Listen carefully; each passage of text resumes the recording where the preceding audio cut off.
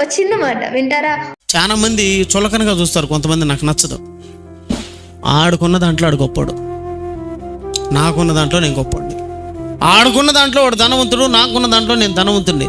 చిన్నవాడిని కూడా నాలాగే చూడాలా. నాకున్నింది అనుకో, నాకు లేని వాడిని ఏం చేయాలి తెలుసా? నాతో పాటు సమానంగా చూడాలా. దేవునికి నచ్చని గుణం అది. తక్కువ చేసి చూస్తే దేవుడికి నచ్చదు. పోనీ పాపం లేదు కదా, అందుకే కదా అతను అలా ఉండేది. అన్న బాగున్నావునా, దా నా బండ్లో కూర్చొని పోదాంపా, నా కారులో కూర్చొని పోదాంపా అంటే అతను ఎంత సంతోషపడదు చూడన్న. తారతమ్యం చూపించడు. అన్న చూడు ఎంత ప్రేమతో అన్న తినేది పెడుతున్నాడు, అన్న కూర్చున్న మంచం మీద నన్ను కూర్చొని పెట్టుకున్నాడు. నిజంగా గొప్పడండి అన్న.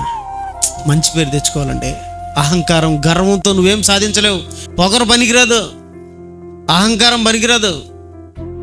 ఎంత వయసు యేసుప్రభుది, ఎలా అంటాడు?